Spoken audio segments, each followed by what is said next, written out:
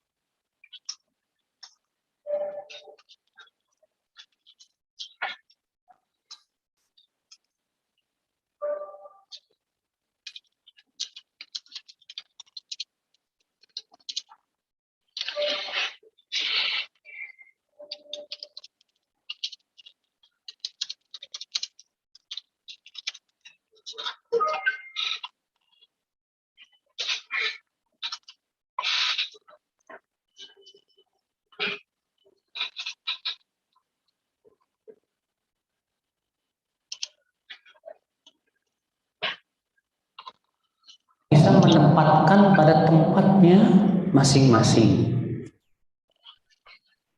di mana kita bisa berbicara dengan penuh kesantunan dan ya tidak mengucapkan kata-kata yang salah. Itu adab, ini yang disebutkan oleh Imam Ibnu Qayyim dalam kitab Madarijus Salikin. Jadi adab, kata Ibnu Qayyim, apa itu? Ilmu tentang cara memperbaiki apa? Lisan, ya, dan perbuatan, sikap, dan menempatkan pada tempat-tempatnya, dan memperbagus ucapan kita dengan sopan santun dan terjaga dari kesalahan dalam berbicara. Itu namanya adab.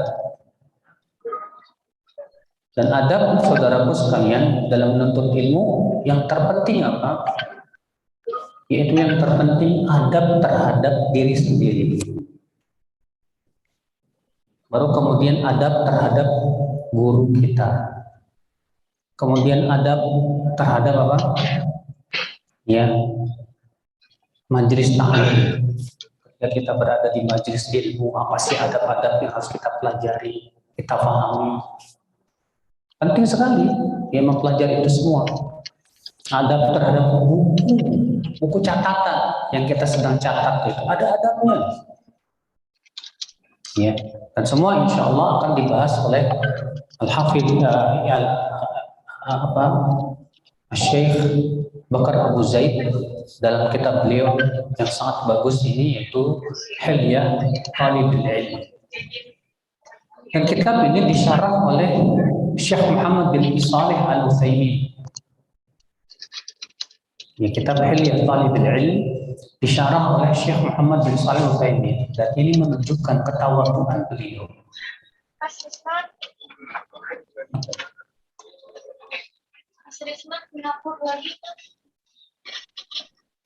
Dan ini menunjukkan ketawaduan beliau ya akhwat Islam. Kenapa?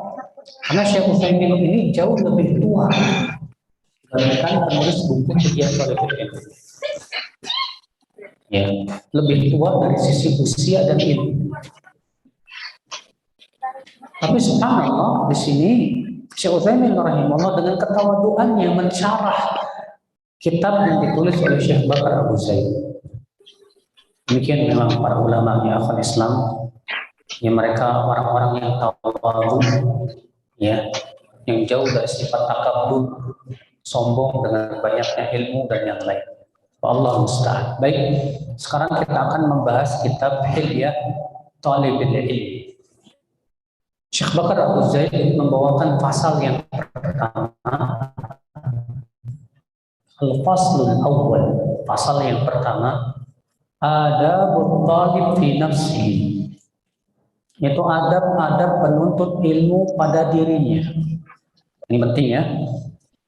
Beliau di sini memulai adab pada diri sendiri dulu sebelum yang lain. Kenapa? Karena Allah mengatakan apa? Qu anfusakum wa ahlikum nar.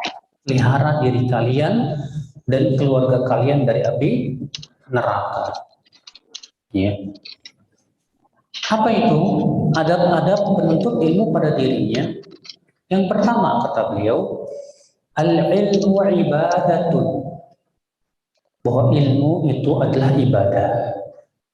Ilmu adalah apa? Ibadah. Kata Syekh Utsaimin mensyarah. Kata Syekh Utsaimin, al-ilmu ibadatun bila syak, bal huwa min ajalil ibadati wa afdaliha. Ilmu adalah ibadah tanpa ragu lagi. Bahkan ia adalah ibadah yang paling mulia dan paling agung, saudara.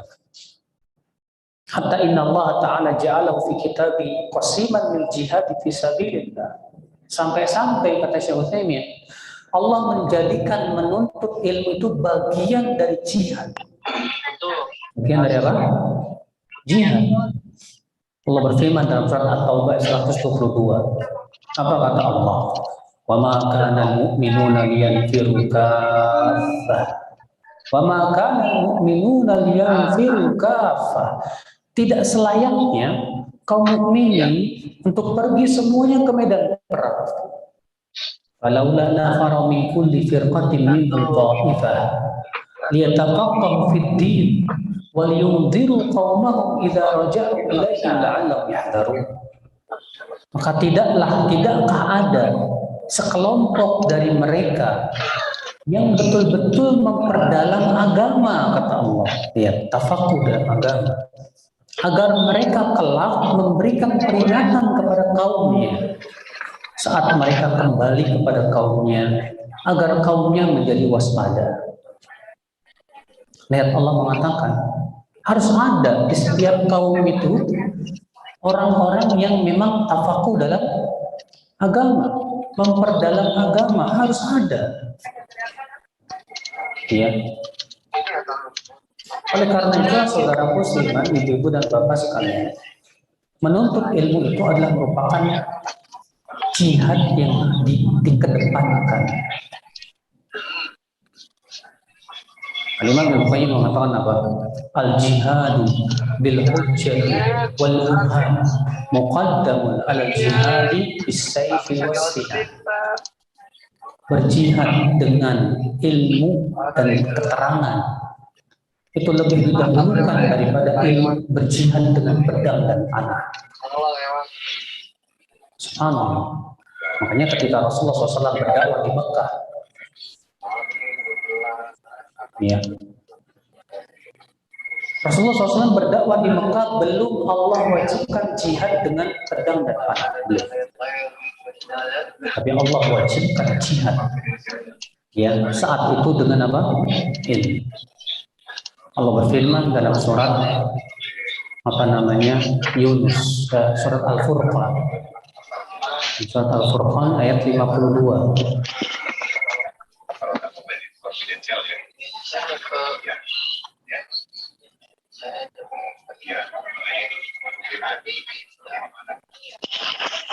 Allah berfirman, "Fala tuti'il kafirina wajahidhum bihi jihadan kabira.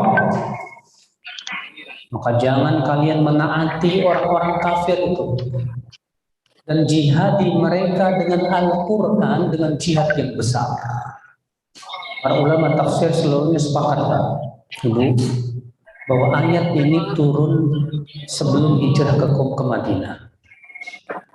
Ayat ini ayat Makkiyah, dan di saat itu belum Allah syariatkan jihad dengan perang, belum.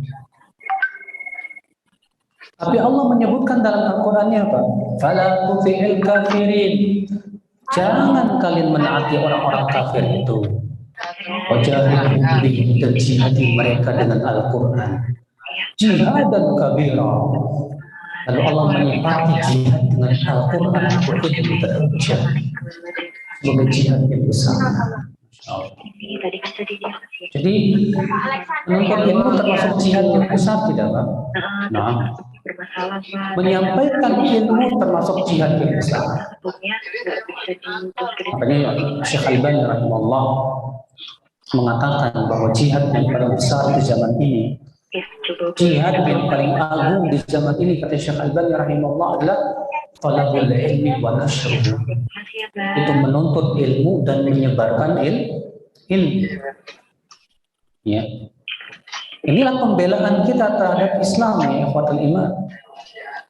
Membela Islam itu bukan dengan cara turun ke jalan-jalan, teriak-teriak, demo, bukan. Hakikat membela Islam itu kita pelajari Islam, kita perdalam Islam, kita amalkan, kita sebarkan kepada manusia. Nanti kita sudah andil dalam membela Islam, saudaraku. Ya. Kemudian Syekh Utsaimin rahimahullah berkata, waqala an-nabiy sallallahu alaihi wasallam, man yuridillahu bihi khairan yufaqihu fid-din. Siapa yang Allah inginkan kebaikan kepadanya, Allah akan jadikan ia faqih dalam agama. Masya Allah. Lihat, perhatikan ibu-ibu. Siapa yang Allah inginkan kebaikan kepadanya, tandanya apa? Tanda orang yang Allah inginkan kebaikan itu, apa kata Rasulullah? Yufaqihu fid-din. Maka Allah akan jadikan dia faqih dalam agama. Ya. Berarti pemahaman kebalikan hadis ini apa? Rasulullah mengatakan siapa yang Allah inginkan kebaikan padanya, maka Allah akan jadikan dia faqih dalam agama. Berarti kebalikannya apa? Siapa yang tidak Allah inginkan kebaikan padanya, Allah tidak akan faqihkan dia dalam agama. Ya, Masya Allah, Subhanallah. Makanya kata Syekh Utsaimin, fa idza ra'aita anna Allah manna 'alaika bihadza fastabshir khairan bi anna Allah Ta'ala arada bika khairan. Kalau kamu melihat diri kamu bahwasanya Allah telah memberikan kepada kamu semangat menuntut ilmu, maka bergembiralah dengan kebaikan tersebut. Karena itu tanda bahwa kamu termasuk orang yang Allah inginkan kebaikan mereka. Masya Allah, Subhanallah. Ya. Makanya orang yang diajak nuntut ilmu males-malesan, nggak mau. Tapi kalau nonton film Korea semangat, ini orang tandanya tidak diinginkan oleh Allah, Bang. Kebaikan. Maka ketika ibu-ibu, Masya Allah, semangat datang ke majelis taklim, berusaha ingin memperdalam ilmu Allah, ini wallahi ibu, kenikmatan yang luar biasa yang Allah hadiahkan kepada ibu dan bapak sekalian. Pertahankan sampai kita meninggal dunia. Iya. Baik, kita kembali ke matannya. Syekh Bakar Abu Zaid berkata, aslul usul fi hadhil hidyah bal wa likulli amrin matlubin ilmuka bi anna al-ilma ibadatun. Pokok yang paling pokok dalam kitab Hilyah ini, kata beliau, sesuatu yang paling pokok dalam kitab Hilya ini, bahkan sesuatu yang paling pokok dalam setiap perkara yang dicari. Itu kamu harus tahu dulu, kamu harus yakin dulu bahwasanya menuntut ilmu itu termasuk ibadah. Kamu harus pahami dulu itu, bahwa ilmu itu ibadah. Ya. Bahkan kita harus butuh kepada ilmu. Kebutuhan kita kepada ilmu melebihi kebutuhan kita kepada makanan dan minuman. Makanan dan minuman untuk kesehatan apa? Badan kita. Sedangkan ilmu untuk kesehatan apa? Hati kita. Dan kesehatan hati jauh lebih baik dibandingkan dengan kesehatan apa? Badan.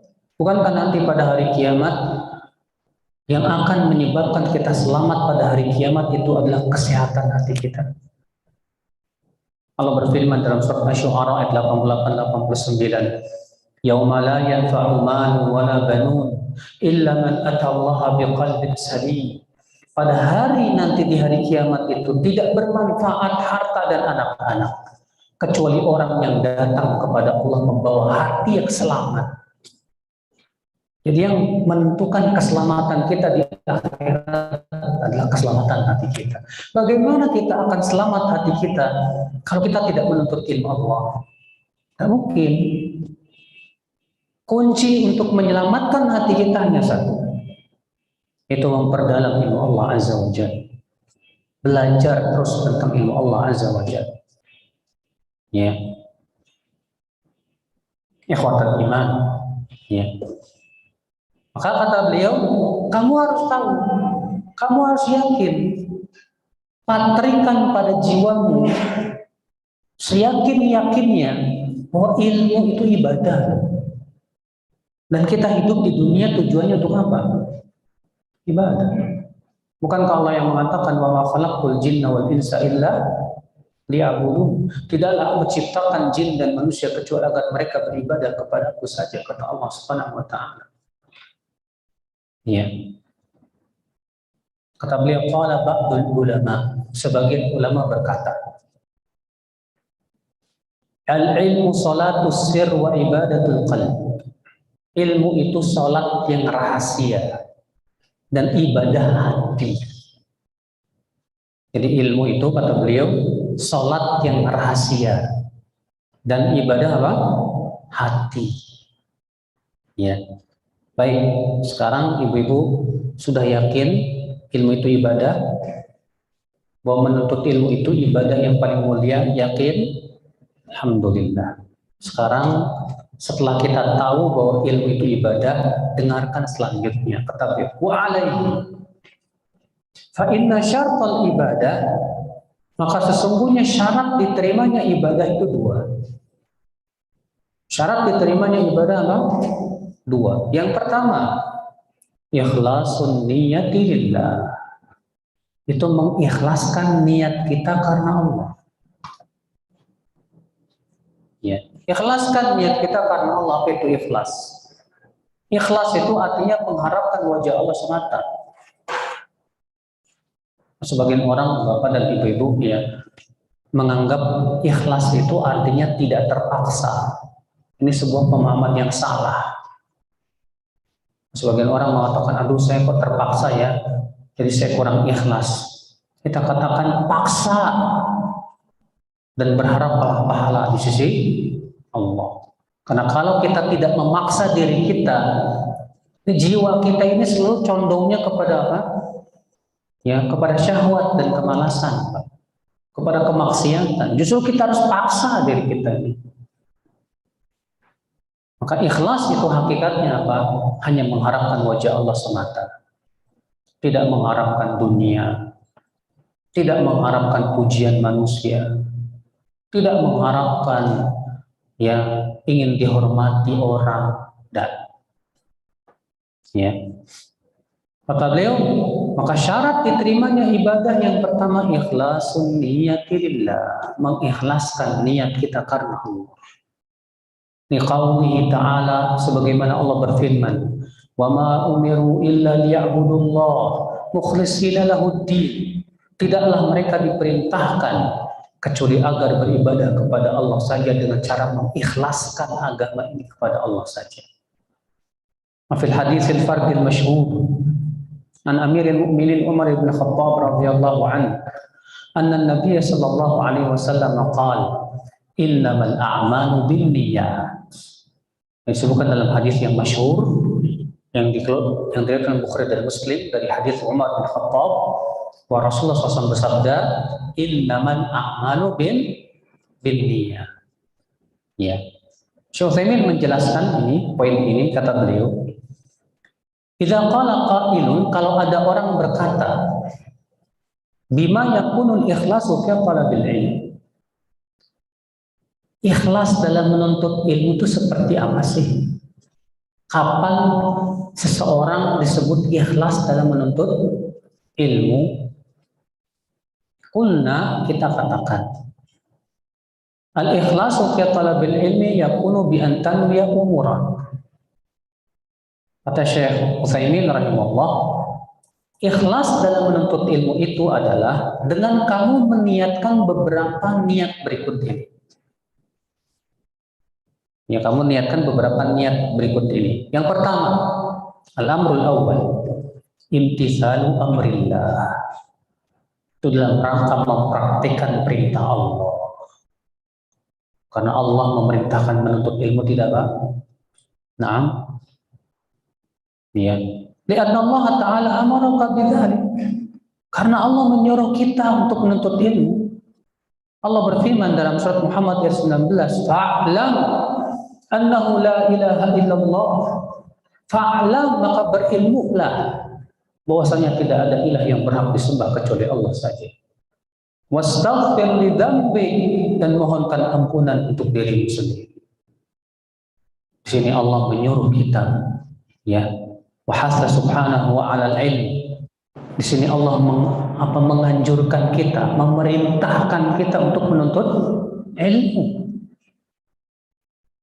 Ya, bahkan Allah mencela orang-orang yang tidak menuntut ilmu. Dalam surah Al-A'raf ayat 79, Allah menyebutkan tentang sifat dan karakter penduduk api neraka. Bagaimana sifat dan karakter penduduk api neraka, ibu-ibu? Ya, Allah mengatakan walaqad dara'na li jahannama katsiran minal jinni wal ins lahum qulubun la yafqahuna biha wa lahum a'yunun la yubsiruna biha wa lahum adhanun la yasma'una biha ulaika kal an'am bal hum adall ulaika humul ghafilun. Sungguh kami telah menciptakan, mempersiapkan untuk neraka jahanam penduduk-penduduknya. Bagaimana sifat karakter penduduk api neraka, Pak? Allah mengatakan mereka punya hati namun tidak digunakan untuk memahami ayat-ayat Allah. Mereka punya mata tapi tidak digunakan untuk melihat ayat-ayat Allah. Mereka punya telinga namun tidak digunakan untuk mendengarkan ayat-ayat Allah. Lalu Allah berfirman, ulaika kal an'am. Mereka itu bagaikan binatang ternak. Bal hum adall, bahkan lebih sesat lagi. Masya Allah. Mengerikan. Ternyata sifat penduduk api neraka, mereka punya hati tapi tidak digunakan untuk memahami ayat-ayat Allah. Tidak mau. Punya mata, punya telinga, hati, mata, telinga, ini semua 3 organ ini, Pak, memang Allah ciptakan tujuannya untuk menuntut ilmu. Hati untuk memahami, mata untuk melihat dan mencerna, dan telinga untuk mendengar. Ternyata penduduk api neraka tidak menggunakan 3 perkara ini untuk menuntut ilmu Allah Azza wa Jalla. Nanti ini celaan, Pak, dari Allah bagi orang yang tidak mau menuntut ilmu Allah Subhanahu wa Ta'ala. Ya. Dan bahwasanya karakter penduduk neraka adalah tidak mau menuntut ilmu Allah Azza wa Jalla. Oleh karena itulah Bapak sekalian, ya, Ini niat yang pertama kata Syekh Utsaimin ya. Nah, kita menuntut ilmu tujuannya pertama apa? Mempraktikkan perintah Allah. Al-amru tsani, niat yang kedua. Bagaimana ikhlas dalam menuntut ilmu? Kata Syekh Utsaimin rahimahullah, niat yang kedua, hifdzu syari'atillah. Lianna hifdza syari'atillah yakunu bil ta'allumi wal hifdz. Ya, fi sudur wa yakunu bil kitabah. Niat yang kedua ketika kita ikhlas dalam menuntut ilmu apa itu? Niatkan untuk menjaga syariat Allah. Niatkan untuk menjaga syariat Allah ini, Pak. Karena menjaga syariat Allah, caranya dengan bagaimana kata beliau? Itu dengan memperdalam ilmu agama, menghafalnya, mencatatnya.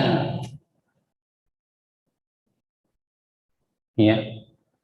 Sekarang kita semua tidak mau menuntut ilmu, bagaimana kita akan bisa membela syariat kita, Pak? Menjaga syariat Allah ini? Syariat Allah ini kalau kita tidak pelajari hilang, Pak, hilang sedikit demi sedikit. Maka dengan kita belajar ilmu Allah, belajar Al-Quran, belajar hadis, belajar fikih, berarti kita sudah ada andil untuk menjaga syariat Allah Azza wa Jalla. Ya. Niat yang kedua apa? Yang ketiga. Al-amru tsalits himayatu syariah wa difa'i anha. Itu membela syariat. Kalau tadi menjaga syariat. Kalau ini membela apa? Syariat. Ya. Kalau menjaga artinya syariat ini jangan sampai hilang nih. Syariat Islam jangan sampai apa? Hilang. Dan syariat Islam isinya apa, Pak? Ilmu semua. Dari akidah, ya, ibadah, muamalah, akhlak, dan yang lainnya. Itu syariat. Maka kita menjaganya dengan cara apa? Menuntut ilmu. Yang ketiga, membela. Kalau membela biasanya apa, Pak? Dari orang-orang yang ingin merusak. Membela itu dari orang-orang yang ingin apa? Merusak. Merusak agama caranya bagaimana, Pak? Dengan cara menebar syubhat pemikiran. Ya. Dirusak Islam. Bagaimana caranya nih supaya Al-Quran ini dirusak? Ya, maka Syiah berusaha menghancurkan Al-Quran dengan cara apa? Mereka mengatakan bahwa Al-Quran sudah diubah-ubah oleh para sahabat. Dengan cara seperti itu, mereka berhasil merusak Al-Quran.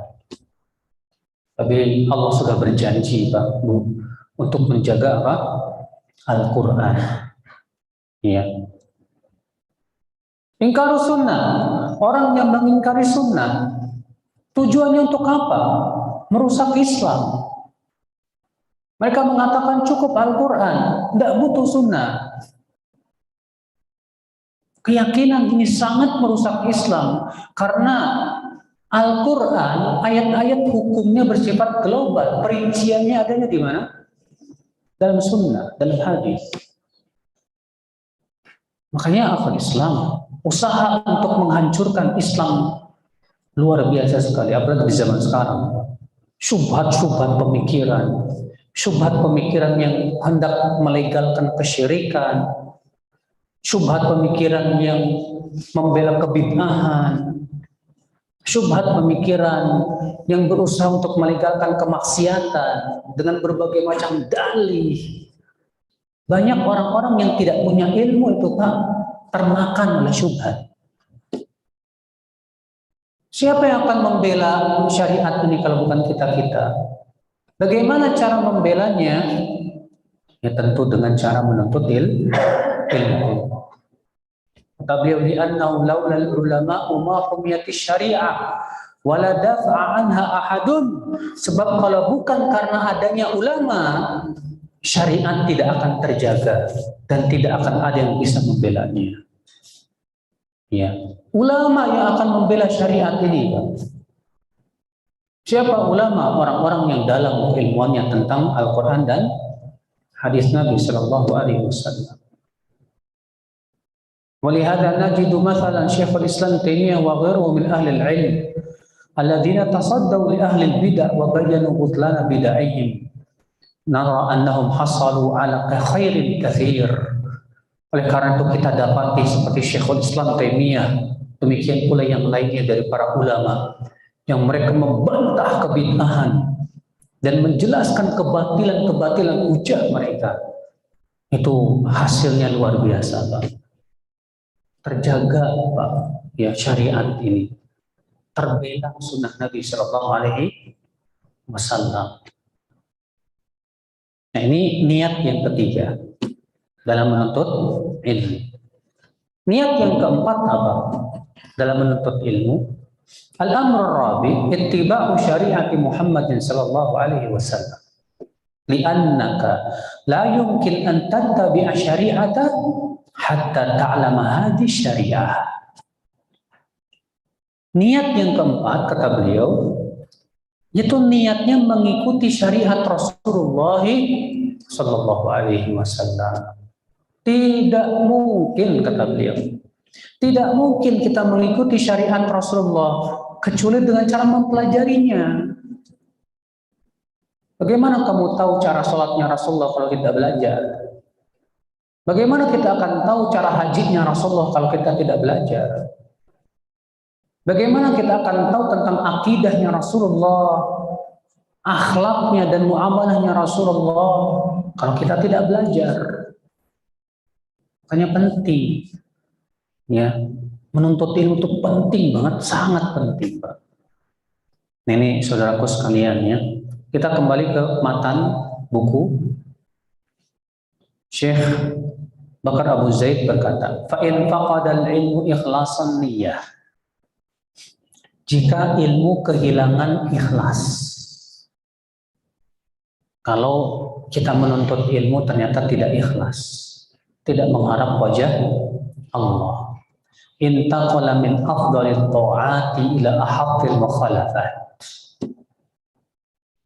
Maka saat itu statusnya pindah dari ketaatan yang paling utama berubah menjadi apa? Penyimpangan yang paling mengerikan. Jadi kalau kita menuntut ilmu tujuannya apa ya? Saya menuntut ilmu, Ustaz, biar disebut ulama. Waduh, ngeri, Pak. Ya. Bahaya. Kok bahaya? Emang kenapa? Sebutkan dalam hadis riwayat Muslim dari hadis Abu Hurairah bahwa Rasulullah SAW sabda, salasatun awwalu man yuqda bihim yaumal qiyamah. Ada 3 orang yang pertama kali dibakar dalam api neraka nanti di hari kiamat. Ada 3 orang yang pertama kali dibakar nanti di hari kiamat. Siapa? Yang pertama alim dan qari. Yang kedua orang yang mati syahid. Yang ketiga orang yang suka berinfak. Dipanggil oleh Allah orang yang alim dan qari itu. Ma'amalu. Apa amal kamu? Kata si alim dan qari, ya Rabb, ta'allamtul ilma wa qara'tul qur'ana fika. Ya Allah, dahulu di dunia aku menuntut ilmu dan membaca Al-Quran karena engkau semuanya. Apa kata Allah? Pak, kadzabta, kamu dusta. Bal ta'allamtal ilma lituqal alim. Kamu dahulu menuntut ilmu hanya ingin disebut ulama. Wa qara'tal Qur'an lituqal qari wa qatti. Dan kamu dahulu baca Quran hanya ingin disebut qari. Dan kamu sudah mendapatkan sebutan itu. Apa yang terjadi, Pak? Kata Rasulullah SAW, fasuhiba bihi ilan nar. Lalu ia pun diseret ke dalam api neraka. Gara-gara niatnya salah. Padahal ini amalannya agung, Masya Allah. Menuntut ilmu agung, membaca Al-Quran agung, tapi niatnya salah. Dia menuntut ilmu, niatnya karena ingin disebut ulama. Dia baca Quran hanya karena disebut qari. Gara-gara itu dia yang pertama kali dilemparkan ke dalam api neraka. Na'udzubillah. Sallallahu alaihi wasallam. Yang kedua, orang yang mati syahid ditanya oleh Allah, apa amalmu? Apa kata dia? Qataltu ya fi sabilika hatta stushhidtu. Ya Allah, dahulu di dunia aku berperang sampai aku mati syahid karena Engkau. Apa kata Allah? Kadzabta, kamu dusta. Bal qataltu qalqari jari. Kamu dahulu berperang hanya yang disebut pahlawan, disebut pemberani. Lalu ia pun diseret dan dilemparkan ke dalam api neraka. Gara-gara niat, Pak. Niat. Orang yang suka berinfak didatangkan lagi, Allah bertanya, apa amalmu? Dia berkata, ya Allah, tidak ada satupun tempat yang Engkau suka untuk diinfaki padanya kecuali aku sudah berinfak padanya. Karena Engkau. Apa kata Allah? Kadzabta, kamu dusta. Kamu dahulu berinfak hanya yang disebut dermawan. Dan kamu sudah mendapatkan sebutan itu. Lalu kemudian ia pun diseret dan dilemparkan ke dalam api neraka. Gara-gara apa? Hah? Salah niat. Salah niat. Maka amalan yang besar, ya, seperti menuntut ilmu, gara-gara salah niat menjadi kemaksiatan. Ngeri, Pak. Gara-gara salah niat. Makanya penting sekali masalah kita mau beribadah, menuntut ilmu, luruskan niat. Jangan kita menuntut ilmu karena ini disebut ustadz, ulama. Jangan. Ya. Kata beliau, wala syai'a yuhattimul ilma mithlu riya. Riya'i syirkin aw riya'i ikhlasin. Dan tidak ada sesuatu yang bisa menghancurkan ilmu seperti riya. Baik riya syirik maupun riya ikhlas. Apa itu riya syirik? Apa itu riya ikhlas? Bukan, yang jelas bukan riya jenaka ya. Riya syirik artinya kita beramal soleh, harapan terbesar kita pujian manusia, itu riya syirik namanya. Kita berinfak yang disebut donatur, kita menuntut ilmu yang disebut pinter. Ya pokoknya kita beribadah bukan karena Allah yang dominan di hati kita, tapi yang dominan di hati kita mengharapkan pujian manusia. Apa itu riya ikhlas? Nah, kalau tadi kan riya syirik. Ada lagi riya ikhlas. Apa itu? Yaitu ingin diakui keikhlasan kita. Ingin diakui apa?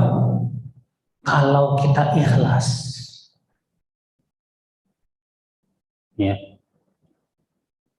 Ada orang, Pak, ketika ada temannya bilang gini, kamu itu ya nggak ikhlas, riya kamu. Wah, kurang ngajar nuduh saya riya. Ya, kalau kita ikhlas nggak usah marah, karena kita tidak mengharapkan pujian siapapun, kita tidak mengharapkan pujian manusia. Cukup Allah yang tahu, selesai sudah. Kita tidak mengharapkan pengakuan keikhlasan kita, enggak. Riya ikhlas ini ngeri, Pak. Karena riya ikhlas ini lebih tersembunyi, Pak. Ada orang terbiasa sholat di saf yang pertama.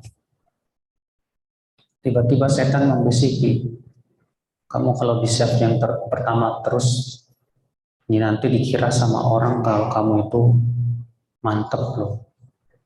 Udah kamu sekali-kali di saf yang kedua, biar dikira sama orang kalau dia ikhlas. Bukan biar dikira apa? ikhlas. Makanya Insya Allah ini dua jenis riya ini bahaya, Pak. Bahaya. Ya. Maka kata beliau, tidak ada sesuatu yang bisa menghancurkan ilmu seperti riya. Baik riya syirik maupun riya ikhlas. Wa mithlu tasmi, demikian pula seperti tasmi, ingin kedengaran loh kalau dirinya hebat.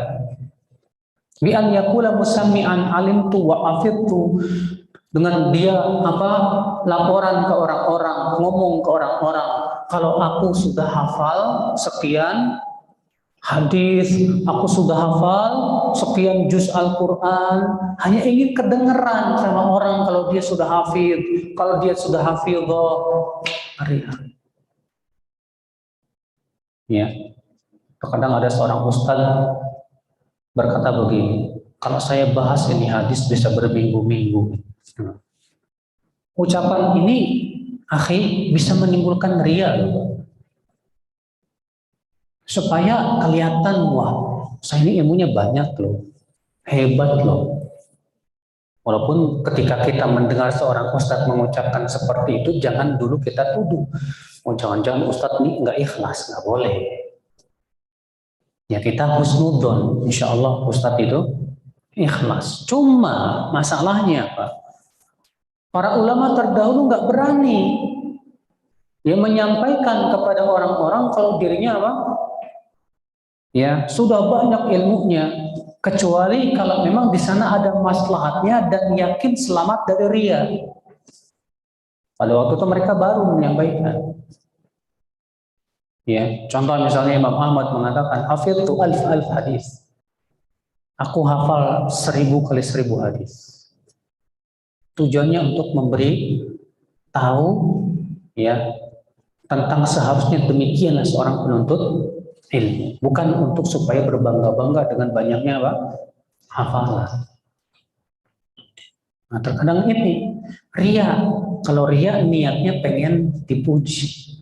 Kalau sum'ah pengen didengar. Ada riya, ada sum'ah namanya. Pengen didengar. Ya. Baik riya maupun sum'ah itu biasanya karena akibat apa, Pak? Karena akibat mencintai ketenaran. Pengen tenar. Pengen kelihatan di mata orang. Ya, padahal mencintai ketenaran ini mengerikan. Mengerikan sekali. Kata beliau, fa'awa alaihi faltazimit takhallus min kulli ma yashubu niyataka fi sidqit talabi. Atas dasar inilah sungguh-sungguhlah kamu, kata beliau, menyelamatkan diri kamu dari segala sesuatu yang bisa merusak niat kamu di dalam menuntut ilmu Allah Subhanahu wa taala. Sungguh-sungguh. Jadi sebelum kita berangkat nih, ya, sebelum kita berangkat ke majlis taklim, periksa dulu niat kita. Saya ke majlis taklim niat karena Allah kah? Atau karena ada tujuan selain karena Allah? Hati-hati. Kalau memang kita benar-benar ikhlas mengharapkan wajah Allah SWT, bismillah, berangkat. Ya. Maka kata beliau, sungguh-sungguhlah kamu ya untuk menyelamatkan diri kamu dari segala sesuatu yang bisa merusak niat kamu. Seperti apa? Kahubbil zuhur. Cinta ketenaran. Pengen tampak kelihatan, pengen kelihatan semua orang. Oh, kalau dia itu apa? Hebat. Kalau dia punya ilmu. Wa tafawuq 'alal aqran. Ingin apa? Kelihatan lebih dibandingkan teman-temannya.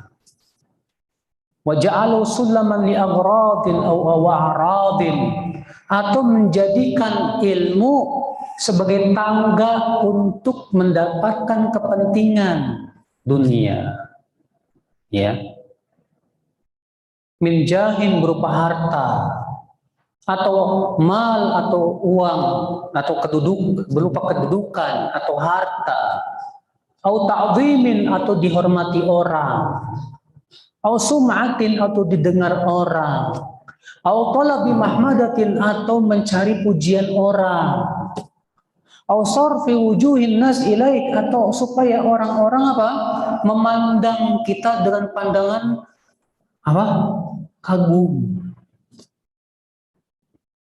Fa inna hadhi wa amsalaha idza syabatin niyya afsadatha. Sebab perkara-perkara tadi apabila sudah memasuki hati niat, sudah mewarnai niat, itu akan merusak niat. Ya. Sulit, Pak. Kadang kita pengen kelihatan kalau kita ini apa? Pinter, ahli. Susah, subhanallah. Ya. Sementara Rasulullah SAW memuji seorang hamba yang berusaha untuk tersembunyi, tidak ingin terkenal. Rasulullah SAW dalam riwayat Muslim, Inna Allah yuhibbul abda at-taqiyya, ya, al-ghaniyya, al-khafiyya. Sesungguhnya Allah cinta kepada seorang hamba yang bertakwa, kaya hati, dan tersembunyi. Takwa, kaya hati itu maksudnya apa? Qanaah, tidak banyak keinginan dunia, pengen ini, pengen itu, tidak. Tapi dia merasa cukup dengan yang ada. Al-khafi, yang tersembunyi maksudnya apa? Tidak mau terkenal. Dia tidak cinta ketenaran, bahkan dia benci kepada ketenaran, tidak suka, dia lari dari ketenaran.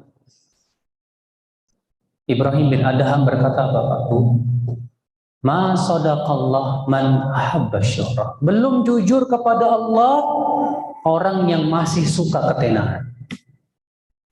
Belum jujur. Ya.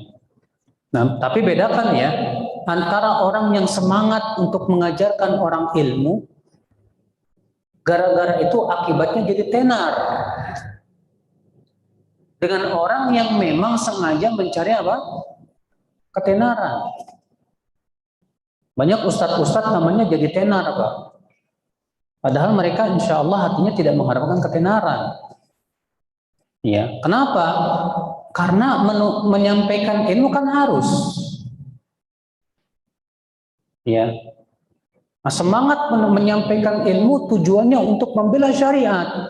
Gara-gara ya si fulan sering muncul di YouTube, Ustadz fulan sering muncul di radio, yang satu lagi sering muncul di televisi, jadi terkenal nggak, Pak? Akhirnya jadi terkenal, gimana lagi? Maka saat itulah memang ujian yang paling berat bagi seorang ustadz. Iya, kalau sudah terkenal itu. Yang musibahnya lagi, akhirnya dia malah mencintai ketenaran, menikmati ketenaran. Wallah, ini musibah. Ya. Imam Ahmad bin Hanbal berkata apa? Laqad ubtulitu bisyuhrah. Sungguh aku sedang diuji oleh Allah dengan ketenaran. Inni hamamtu ni an Aisyah bil wadi. Aku ingin tinggal di lembah saja sudah. Tidak ingin tinggal di kota ataupun yang lain. Saking Imam Ahmad takut sekali hatinya tergoda dengan ketenaran itu. Itu ujian berat. Ya. Ujian berat. Makanya lihat, para artis itu kan rata-rata tenar ya, Pak. Namanya tenar. Dan dia merasa nikmat dihormati orang itu. Merasa nikmat dengan ketenaran. Ya. Dan terkadang qadarullah, sayangnya ketika sebagian mereka ada yang hijrah, cinta ketenarannya belum hilang. Masih pengen kelihatan, masih pengen tampil dan yang lainnya. Akhirnya cinta ketenaran ini merusak hijrahnya. Merusak apa? Ya, hijrahnya. Maka kalau kita ingin hijrah kepada Allah, total sudah. Kita menuntut ilmu Allah, hati-hati. Kita ingin hijrah dengan cara menuntut ilmu Allah Subhanahu wa taala. Hati-hati dari penyakit-penyakit tadi loh. Ya. Pengen tenar, pengen kelihatan. Ya, atau menjadikan ilmu sebagai apa? Tangga untuk mencari kekayaan atau mencari kedudukan atau supaya dihormati orang atau supaya orang-orang kagum kepada dirinya dengan hafalannya yang hebat misalnya. Ini niat-niat kayak gini ngeri, Pak, ngeri. Ya. Walihada kata beliau, yata'ayyan 'alaika an tahmi niyataka min syaubil iradati li ghairillahi ta'ala. Oleh karena itulah sudah menjadi kewajiban buat kamu untuk menjaga niat kamu dari hal-hal yang bisa menyebabkan kamu tidak mengharapkan wajah Allah, yang akibatnya hilang keikhlasan kamu. Wa tahmil hima, dan kamu juga berusaha, kata beliau ya, untuk jangan sampai jatuh kepada sesuatu yang bisa merusak niat kita. Kata Syekh Utsaimin menjelaskan perkataan Syekh ya Bakar Abu Zaid, ma qalahu al-musannif min wujubi himayatin niyah min hadhil maqasid as-sayyi'ah sahih.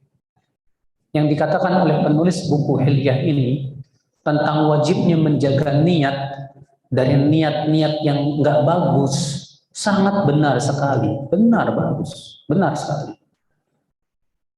Ya, wa yadullu lidzalika qauluhu sallallahu alaihi wasallam, ini ditunjukkan oleh sabda Nabi sallallahu alaihi wasallam dalam riwayat Imam Ahmad, man ta'allama ilman mimma yubtagha bihi wajhullah la yata'allamuhu illa liyusiba bihi 'aradan minad dunya lam yajid arfal jannati yaumal qiyamah. Siapa yang menuntut ilmu dari ilmu yang hendaknya diharapkan padanya wajah Allah, ternyata dia tidak menuntutnya kecuali karena ingin mendapatkan keuntungan dunia, maka ia tidak akan mencium bau surga. Ya. Kata beliau, "Tsumma in hadhil mahmadah wal jah' wat ta'dhim wat sirafa wujuhin nas ilaik satajiduhu idza hasalta al-ilma ma'a salamati niyati." Kemudian sebetulnya kata beliau, pujian manusia, kedudukan, penghormatan, kamu pun tetap akan dapatkan ketika kamu ikhlas dalam menuntut ilmu. Orang yang ikhlas dalam menuntut ilmu, lalu ia mendapatkan ilmu yang banyak, Pak, tetap Allah berikan kepada dia itu. Makanya para ulama diberikan oleh Allah kedudukan nih, Pak. Kedudukan di hati-hati manusia. Diberikan oleh Allah Subhanahu wa taala ya sesuatu yang mereka tidak inginkan. Para ulama tidak mengharapkan pujian manusia, tapi Allah jadikan manusia memuji mereka. Para ulama tidak mengharapkan penghormatan manusia, tapi Allah jadikan manusia menghormati mereka. Ya. Subhanallah ya akhul Islam, azani Allah wa yakum. Dari itulah saudaraku ya, hati-hati sekali lagi, jangan sampai kita punya niat yang enggak dalam menuntut ilmu. Lalu Syekh Utsaimin berkata, wa qawluhu tahmil hima, dan perkataan penulis buku, dan kamu hendaklah menjaga di tapal batas.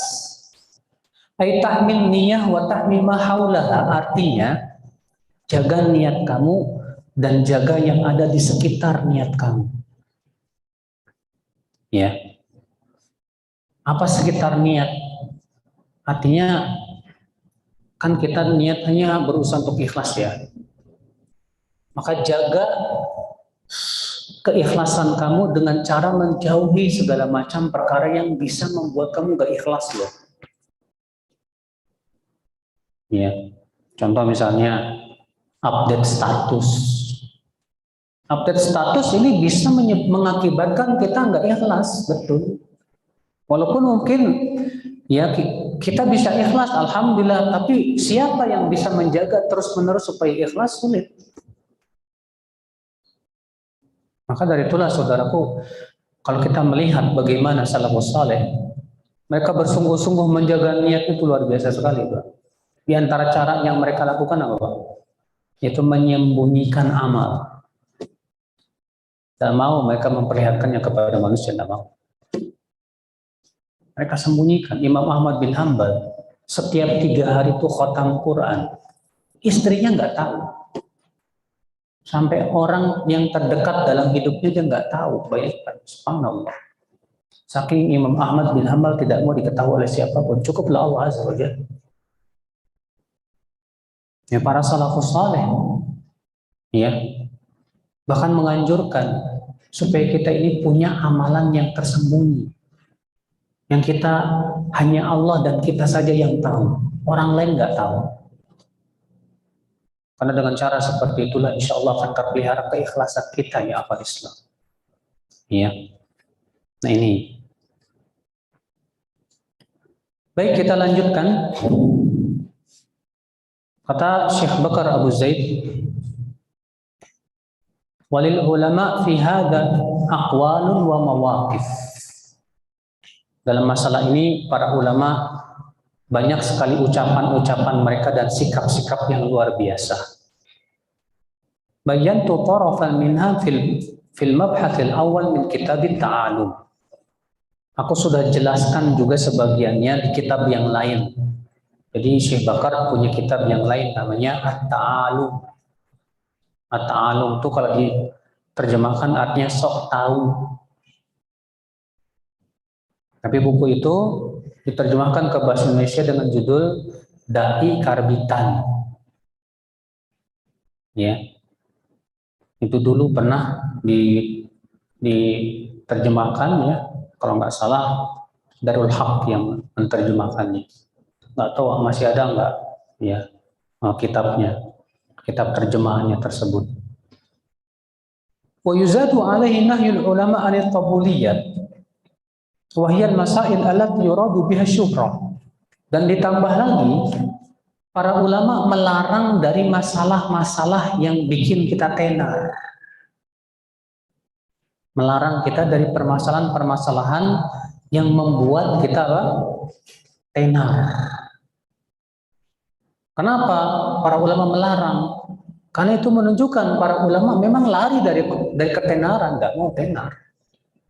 Tapi ya gimana? Allah yang menenarkan. Jadi tenar. Imam Ahmad lari dari ketenaran. Allah yang pengen Imam Ahmad tenar, tidak ada yang bisa menolak. Imam Syafi'i, Imam Malik, Imam Abu Hanifah, mereka semua lari dari ketenaran. Tapi subhanallah, Allah malah menjadikan dia tenar. Makanya benar kata Ibnu Rajab. Ibnu Rajab Al-Hambali dalam kitab beliau Jami' Ulum wal Hikam. Kata beliau, perumpamaan orang yang ria dengan orang yang ikhlas. Orang yang ria itu seperti orang yang membakar kayu bakar.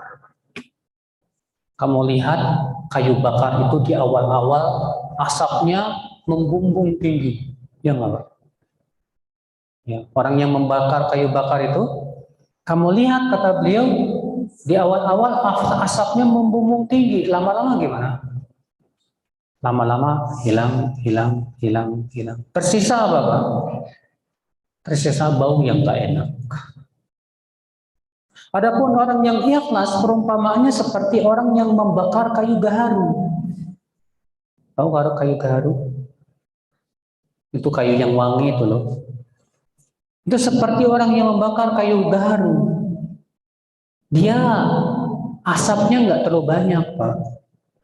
Tapi setelah itu pengaruhnya ke baju kita wangi nggak, Pak? Ke ruangan jadi wangi nggak, Pak? Wangi.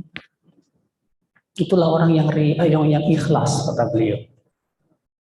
Sama dengan kita lihat terkadang ada orang yang pengen tenar dianggap sebagai ulama. Ya di awal-awal namanya membumbung.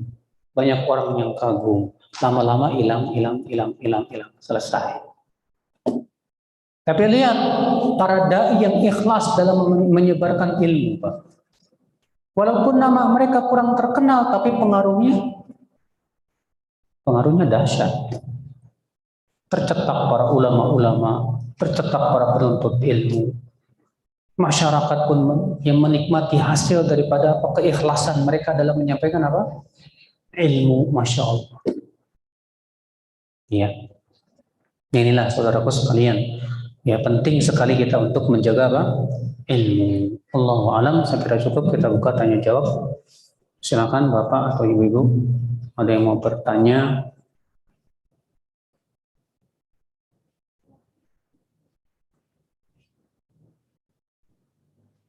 Alhamdulillah, sesi belajar dari Ustaz dilanjutkan dengan seorang doa. Para jemaah panitia yang sudah membawa pertanyaan dari lantai 1, silakan bawa ke lantai 2. Dan terlebih dahulu kami berikan kepada Iwan yang di lantai 2. Silakan.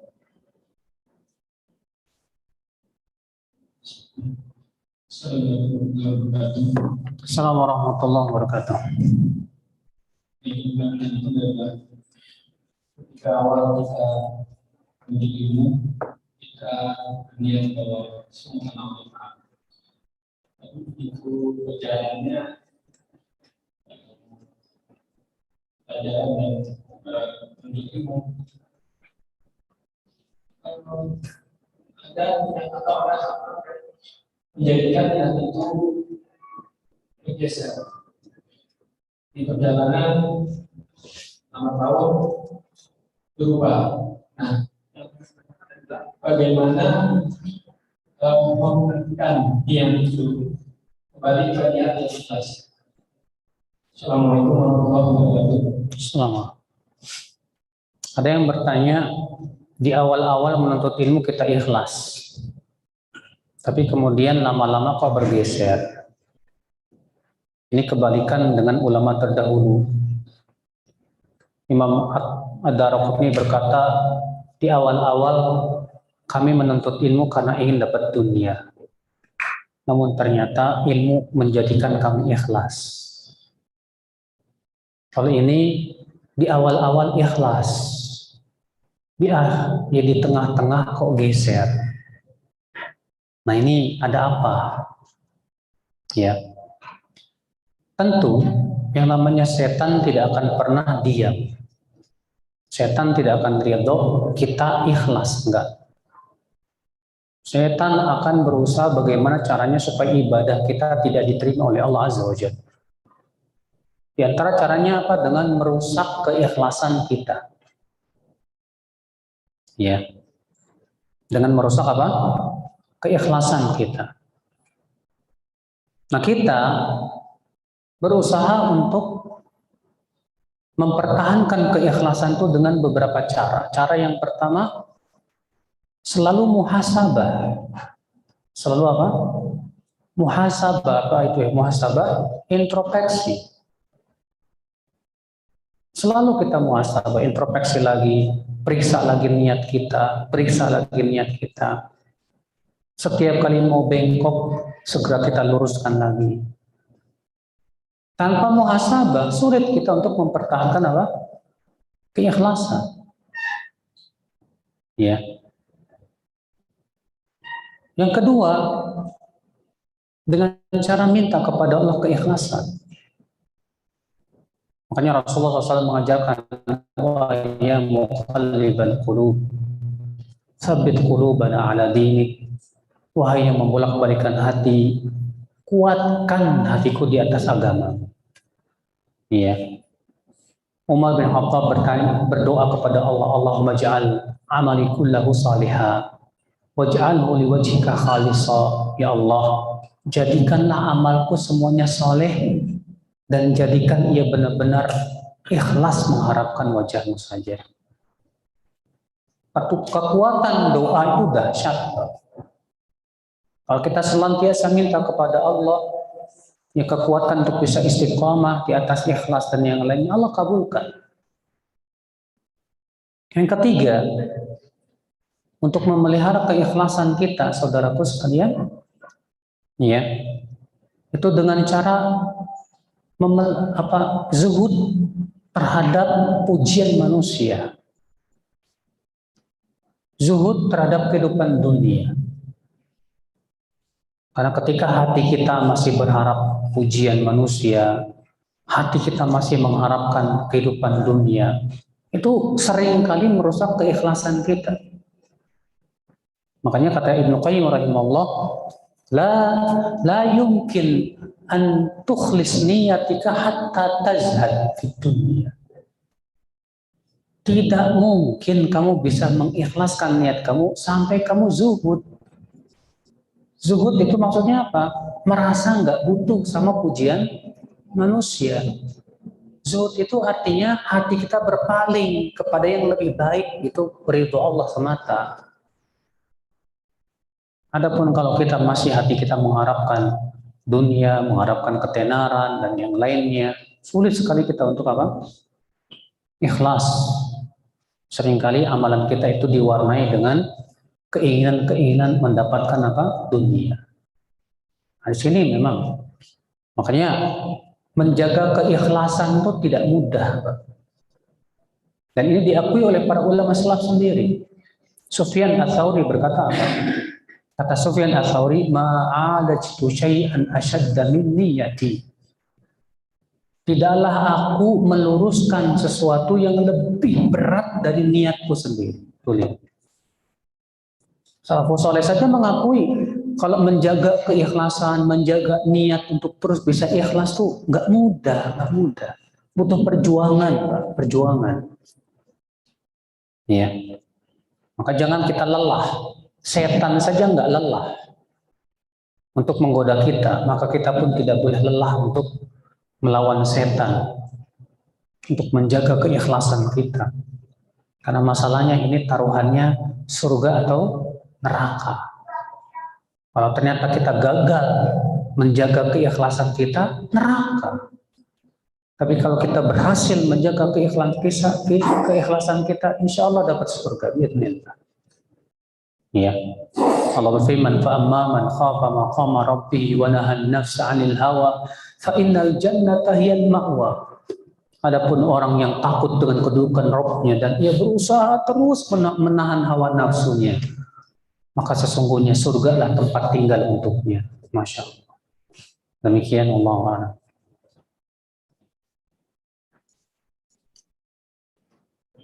Beberapa pertanyaan yang masuk dari selain menuntut ilmu akhirat, apakah ilmu dunia termasuk yang harus dipelajari?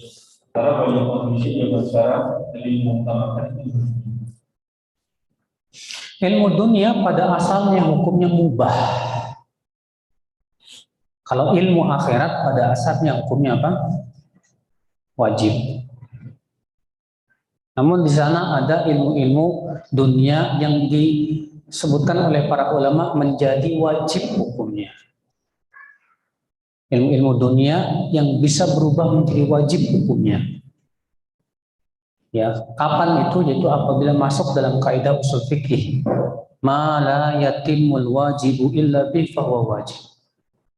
Apa-apa yang tidak sempurna sebuah kewajiban kecuali dengan menuntut sebuah ilmu, maka menuntut ilmu tersebut jadi wajib. Contoh misalnya, yang namanya menutup aurat wajib tidak, Pak?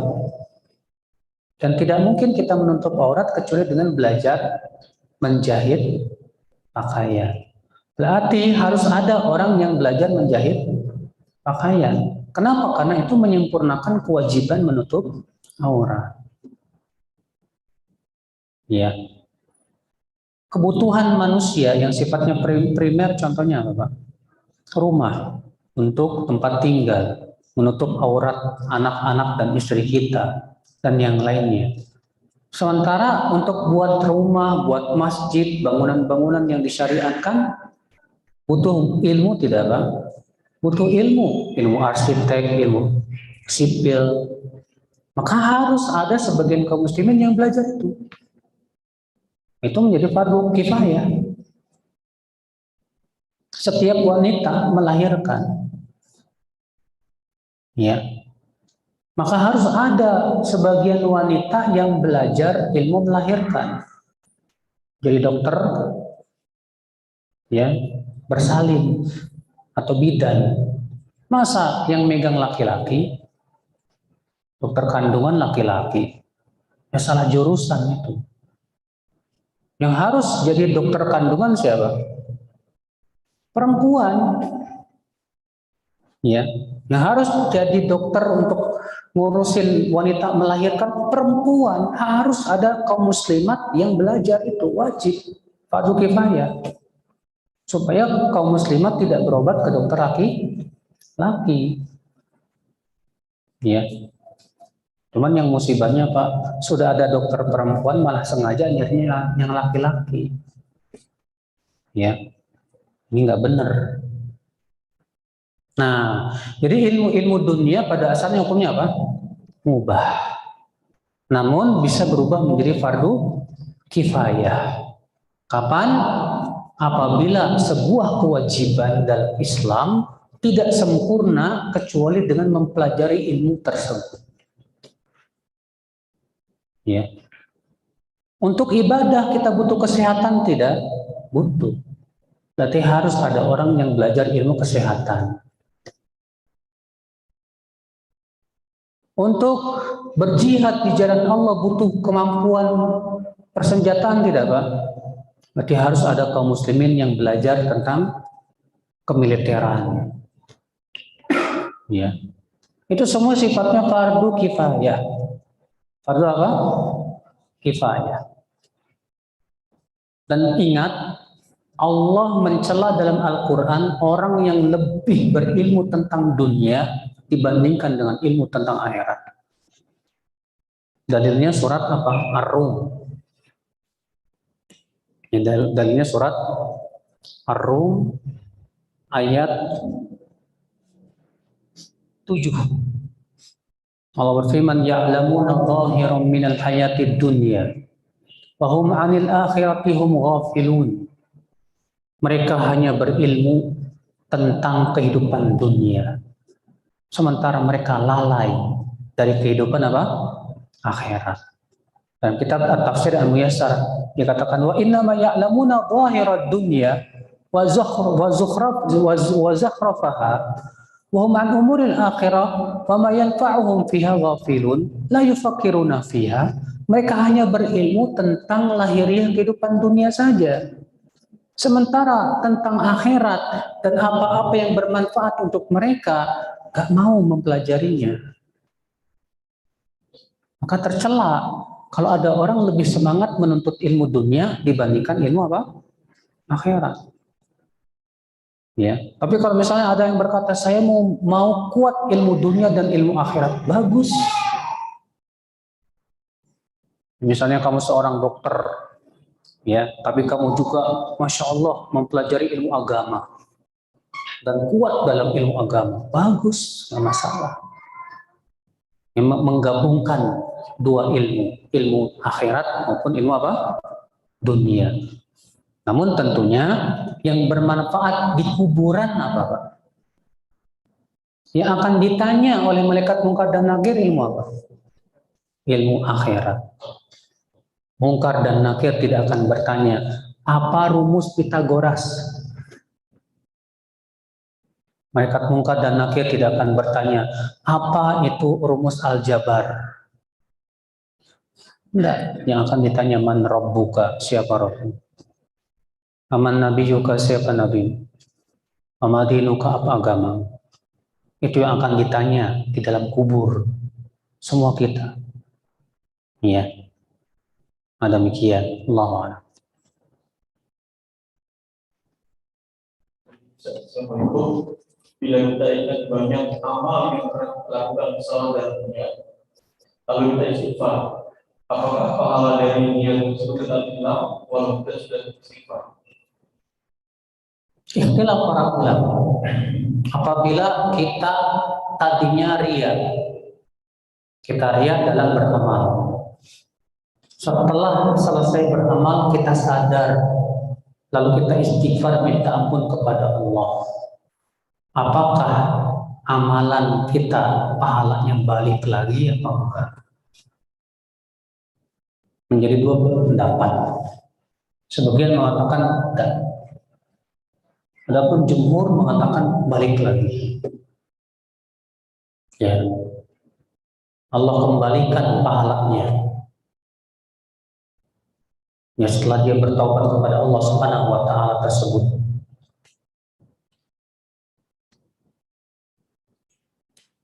Bukan dalam hadis, "Idza aslama al-'abdu", apabila seorang hamba masuk Islam. Ya. Disebutkan dalam hadis itu Enggak, hadisnya begini. Ada seseorang sahabat berkata kepada Rasulullah, "Ya Rasulullah, ya, aro'aita ma kuntu atahannatsu bihi min shadaqatin, ya, wa i'taqi raqabah." Wahai Rasulullah, bagaimana pendapatmu tentang dahulu aku waktu masih di masa jahiliyah suka beramal kebaikan berupa sedekah, berupa memerdekakan budak, wasilaturrahim, yang menyambung silaturahim. Apa kata Rasulullah SAW? Aslamta ala ma salafaka minal khair. Ma salafa minal khair. Ya, kata Rasulullah SAW, kamu masuk Islam dengan membawa pahala-pahala kebaikan yang dahulu kamu lakukan. Karena dahulu waktu masa jahiliyah, pahala kamu tidak diterima. Ya, amalan kamu nggak diterima karena dia musyrik. Setelah dia masuk Islam, ternyata amalan-amalan yang dahulu dia lakukan di masa jahiliyah apa? Ya, dikembalikan lagi oleh Allah Azza wa Jalla. Nah, semoga yang pendapat yang kedua ini yang paling kuat, bahwa amalannya dikembalikan lagi oleh Allah Subhanahu wa taala. Ya. Nah, Ustaz, bagaimana dengan orang-orang yang mulia dan sunnah dalam perkara dunia, bukan perkara agama? Misal seorang yang meminta dunia dan mengajarkannya terselip dengan ujian. apa?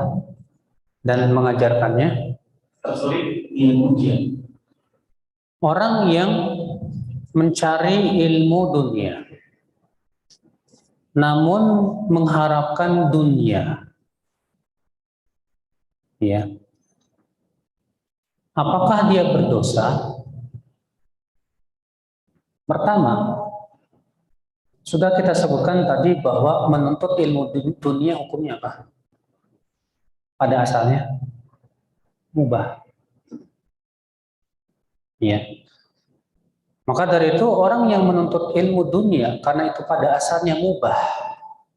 Kalau ternyata niat dia bukan karena Allah, dia tidak dapat pahala. Juga tidak dapat dosa. Namanya juga mubah, Pak.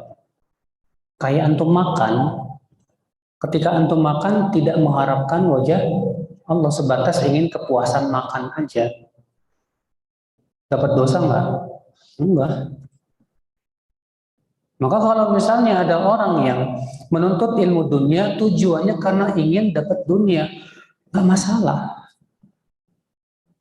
Karena memang ilmu dunia tujuannya untuk dapat dunia.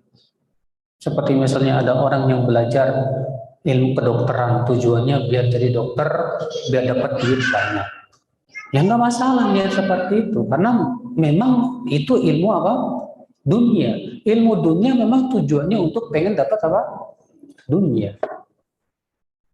Ya. Yang masalah itu ilmu akhirat. Yang ternyata niatnya bukan untuk mendapatkan akhirat, bukan mencari ridho Allah, tapi apa? Tapi karena mengharapkan apa? Ujian manusia. Ini yang berat di mata Allah Subhanahu wa taala.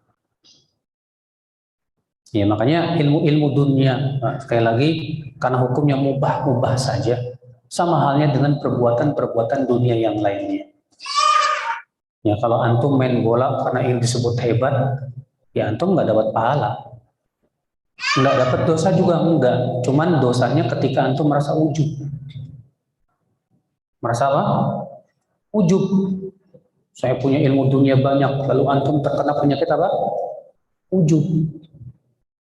Nah, mengajarkan ilmu dunia termasuk ibadah tidak, Pak? Ibadah, karena itu kebaikan. Nah, kalau ternyata kita mengajarkan ilmu dunia, niatnya karena ingin dapat pujian, ini pengaruh. Makanya apa yang terjadi? Kita dapat dosa, Pak. Ingat ya, niat-niat karena selain Allah itu kalau memasuki ibadah itu merusak ibadah. Tapi kalau niat-niat selain Allah itu kalau memasuki bukan ibadah, tapi yang sesuatu yang sifatnya apa? Dunia semata, maka yang sifatnya tidak berpengaruh. Paham tidak, Pak? Ya, perbuatan-perbuatan yang sifatnya bukan ibadah, bukan ibadah dia. Dan sudah saya sebutkan tadi, menuntut ilmu dunia pada asalnya hukumnya apa? Mubah. Yang namanya mubah nggak ada bedanya dengan makan, minum, mubah. Kalaupun tidak ada niat karena Allah nggak berdosa juga.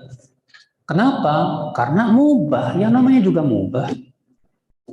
Nah sekarang kapan niat bukan karena itu berpengaruh? Kalau sudah bernilai ibadah. Kalau sudah bernilai apa? Ibadah. Iya. Maka kalau itu sudah bernilai ibadah, kemudian niatnya bukan karena Allah Azza wa Jalla, bahaya. Adapun urusan dunia yang mubah, kapan jadi dosa, Pak? Kalau ada ujub. Misalnya antum berbangga-bangga dengan makanan yang mewah. Antum berbangga ujub dengan kendaraan yang mewah. Baru dosa itu besar. Ya. Adapun sebatas antum makan makanan yang mewah boleh nggak, Pak? Boleh aja. Siapa yang mengharamkan yang Allah halalkan untuk kita? Antum misalnya beli mobil yang mewah karena memang antum mampu punya harta banyak, mubah-mubah aja. Ya. Tapi ketika ingin dilihat orang, kalau saya nih mobilnya mewah, wah, ada rasa bangga, rasa ujub. Wah, ini yang akan menjerumuskan dia ke dalam neraka jahanam. Dalilnya hadis. Rasulullah SAW sabda, "Bainama rajulun yamshi qad a'jabathu jummatuhu." Ya. Ketika seseorang ada yang sedang berjalan, dia merasa ujub dengan rambutnya yang indah. Dalam satu riwayat yang lain, wa burdahu, dan ia ujub dengan mantelnya yang mewah. Itu khusifa bil ard, tiba-tiba Allah tenggelamkannya ke dalam bumi. Itu menunjukkan ujub kita dengan dunia jadi dosa. Ujub kita dengan apa? Dunia jadi dosa. Kalau ada orang yang lomba-lomba pamer-pamer masakan, ya biar kelihatan masakan yang paling wah, paling mantap, Rasulullah melarang kita untuk makan di tempat itu. Dalam hadis yang sahih. Kenapa? Karena tujuannya untuk wah-wahan. Ya. Lihat dari situlah dakwah Islam ya. Jadi keikhlasan itu penting dalam ibadah. Dan dalam masalah-masalah mubah, saat niat kita karena mengharapkan ya ridho Allah itu bisa bernilai ibadah. Tapi kalau kita tidak mengharapkan ridho Allah, sebatas kita makan saja, mubah-mubah saja, tidak berdosa, tidak apa. Perhatikan itu ya. Yang sifatnya mubah itu beda dengan yang sifatnya sunnah atau yang sifatnya apa? Wajib. Nah, sekarang kita kembalikan dulu ini hukumnya sunnah apa wajib. Kalau itu hukumnya sunnah, hati-hati, jangan sampai mengharapkan pujian manusia. Apalagi itu hukumnya wajib. Demikian wallahu a'lam.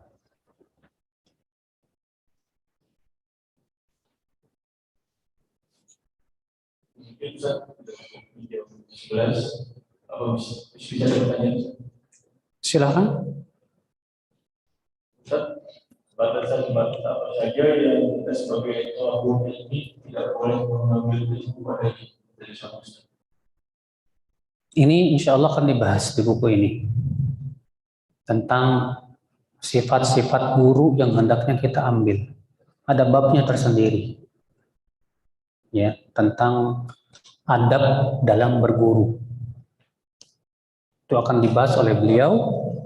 Yang jelas kesimpulannya secara global, wajib kita belajar menuntut ilmu dari guru yang pertama lurus akidah dan manhajnya. Yang kedua mumpuni dalam bidangnya, dia kuasai. Ya. Ya, kalau dia mengkaji sebuah buku, dia memang sudah betul-betul mempelajari buku itu dan menguasainya. Kalau dia belajar membahas masalah fikih, dia memang betul-betul mumpuni di bidangnya.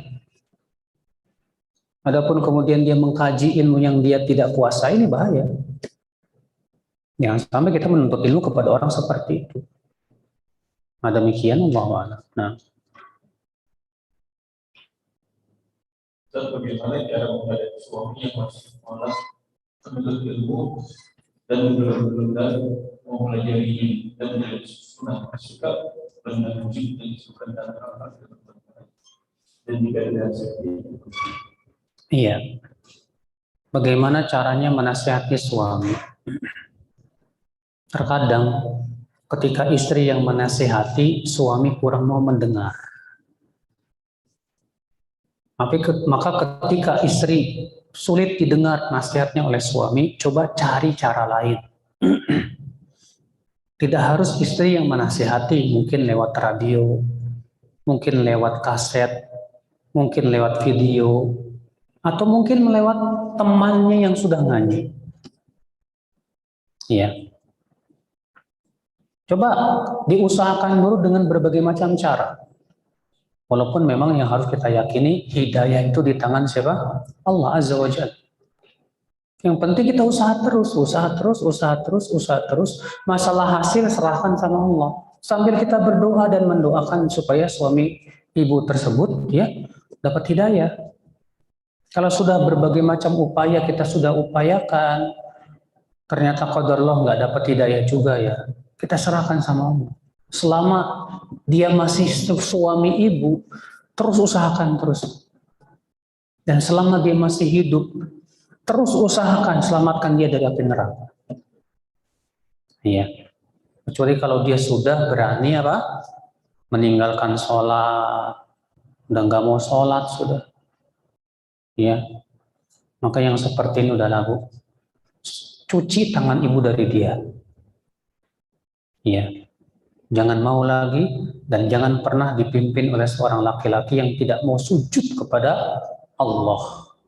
Ini orang lebih sombong dari iblis. Ya.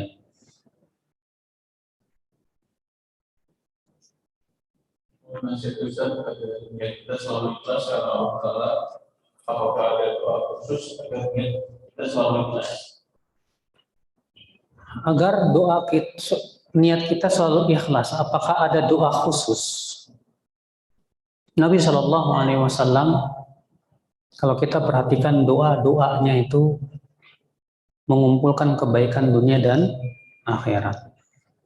Contoh misalnya doa Allahumma atina fid dunya hasanah wa fil akhirati hasanah wa qina adzabannar, itu sudah mencakup kebaikan dunia dan akhirat, termasuk ikhlas.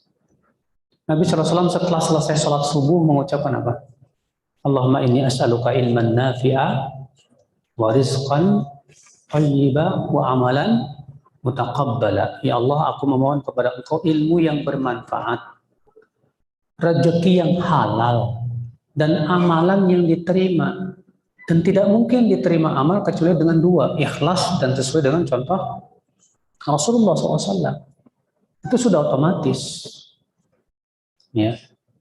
Doa yang setiap kita pagi sore kita baca, Allahumma inni as'alukal afwa wal afiyah fid dunya wal akhirah. Allahumma inni as'alukal afwa wal afiyah fi dini wa dunyaya wa ahli wa nafawahid. Ya Allah, aku minta kepada Engkau afwa. Apa itu afwa? Ampunan. Wal afiyat, apa itu afiyat? Keselamatan di dunia dan akhirat, termasuk badannya ikhlas. Sudah otomatis itu sebetulnya kalau kita perhatikan doa-doa Nabi Shallallahu Alaihi Wasallam. Ya demikian. Baik, saya kira cukup. Semoga yang saya sampaikan bermanfaat. Mohon maaf bila ada kata-kata yang tak berkenan di hati. Yang benar semuanya dari Allah. Yang salah itu karena kekurangan ilmu saya dan dari syaitan. Wabillahi taufik. Assalamualaikum warahmatullahi wabarakatuh.